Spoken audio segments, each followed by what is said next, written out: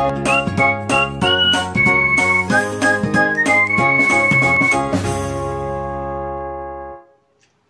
student, welcome back to my YouTube channel Ujjwal Unnati.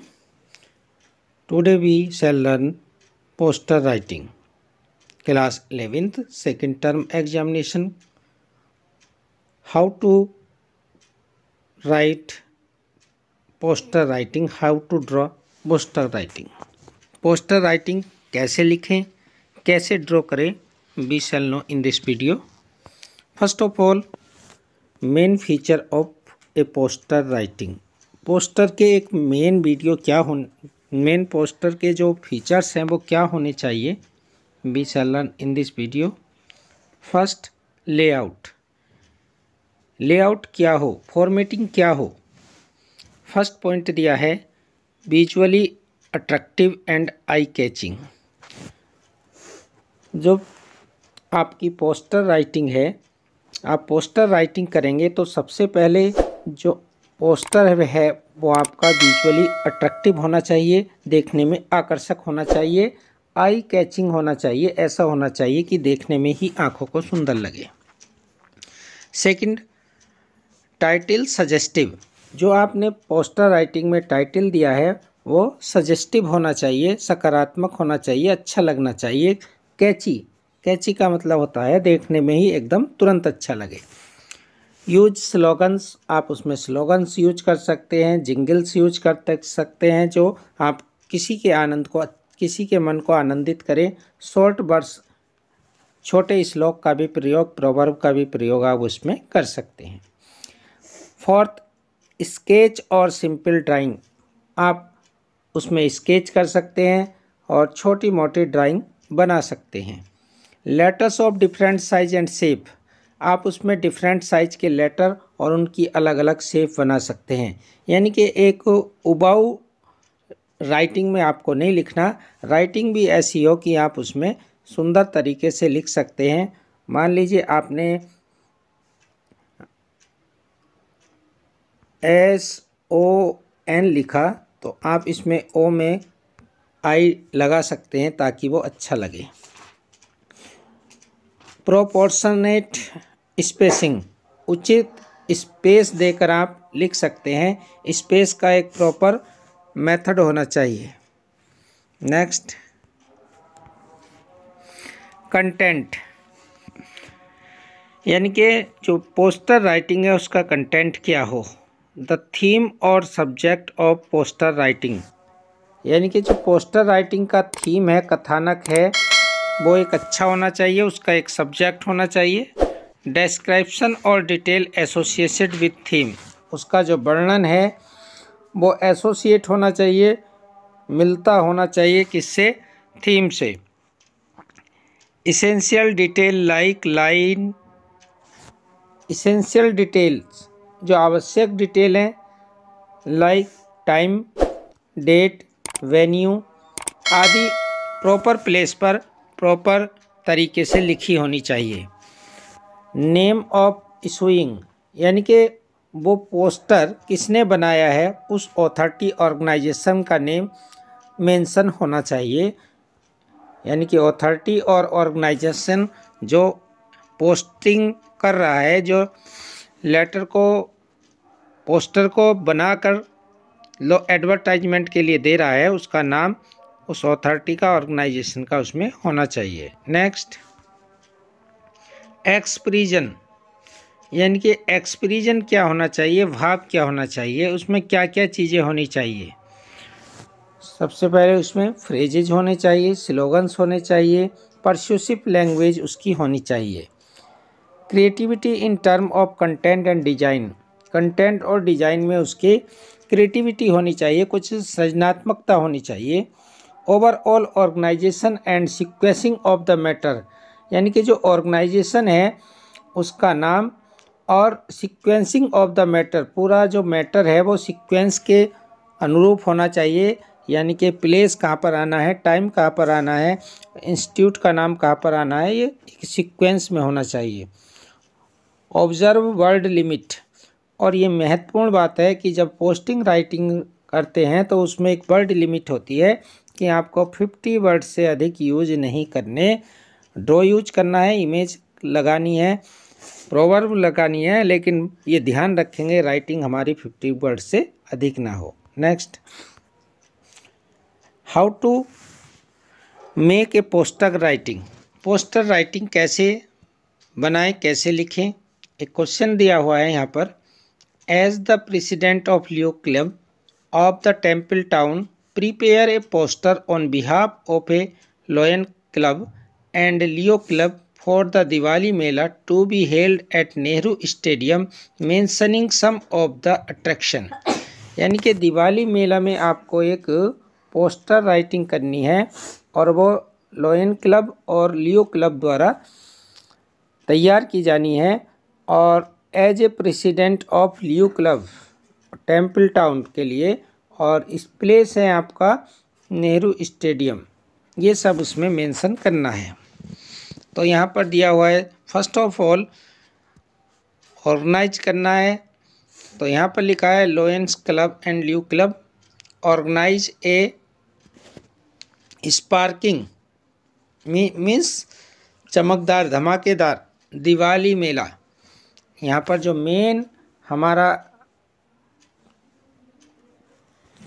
Subject है, title है, उसको हमने लिखा है दिवाली मेला।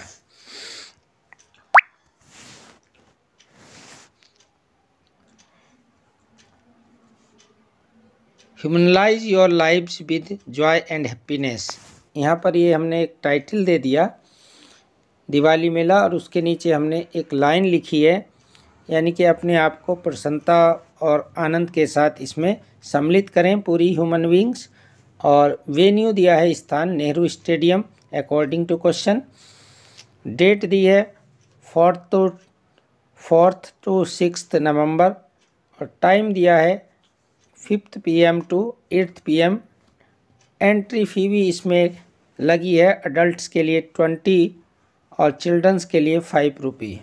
Celebrate eco friendly Diwali, eco friendly celebrate करिए मेले को। सेव द एनवायरनमेंट, कुछ कोटेशन लिखी हैं, save the environment and cracker free, पटाखों से मुक्त बनाइए। यानी कि ऐसा मेला जहां पटाखों का यूज नहीं होगा। और सेव द एनवायरनमेंट कुछ हमने कोटेशन लिखी है, और जिसके द्वारा जारी किया गया है वो उस कंपनी के साथ, और वो है पेप्सी।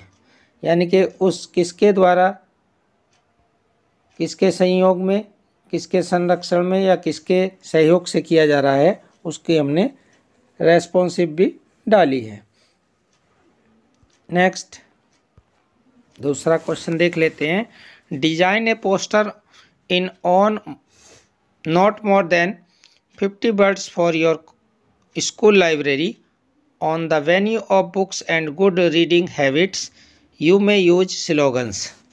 यानी कि अपनी स्कूल की लाइब्रेरी के लिए एक पोस्टर डिज़ाइन करना है और 50 वर्ड्स उसमें यूज करने हैं, और ताकि स्टूडेंट को वैल्यू ऑफ बुक पता चले, किताबों की महत्ता पता चले, और एक गुड रीडिंग हैबिट उनमें डेवलप हो, और कुछ स्लोगन यूज करने हैं आपकी लाइब्रेरी में लगना है। तो ऐसा पोस्टर डिज़ाइन करने के लिए हमने लिखा है बुक आवर बेस्ट फ्रेंड। एक हमने टाइटल दे दिया कि बुक्स जो है हमारी रियल फ्रेंड है। बुक्स इंफॉर्मेशन, इंस्ट्रक्शन, डिलाइट और इनरिच। बुक क्या क्या करती हैं ये हमने लिखा है एक प्लेस पर, कि बुक इन्फॉर्म करती हैं, सूचना देती हैं, इंस्ट्रक्ट करती हैं, निर्देशित करती हैं, डिलाइट आनंद देती हैं, इनरिच हमको संपन्न करती हैं ज्ञान से।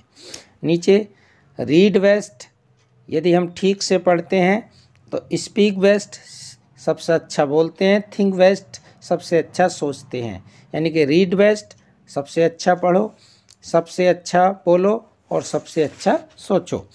उसके नीचे हमने एक इमेज भी लगाई है, इमेज ड्रॉ की है बुक की, ये बुक की इमेज ड्रॉ की है। उसके नीचे लिखा है your school library has 10,000 books, और क्वांटिटी लिख दी कि आपकी जो लाइब्रेरी है उसमें 10,000 बुक हैं।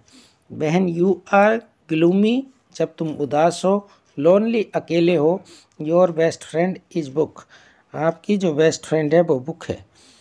डोंट जज a hook by cover, read it. यानी कि डोंट जज a book by cover, read it. यानी कि जब भी कोई बुक मिले उसको पूरी तरह से पढ़िए, इट्स कवर, और इसको कवर करके रखिए, यानी कि ठीक से इसकी हिफाजत करिए। Reading makes a ready man. अब नीचे कोटेशन लिखिए, रीडिंग पढ़ना किसी व्यक्ति को एक तरह से रेडीमैन बनाता है। Take a book a day, don't delay. यानी कि प्रतिदिन एक किताब लें और उसको पढ़ें।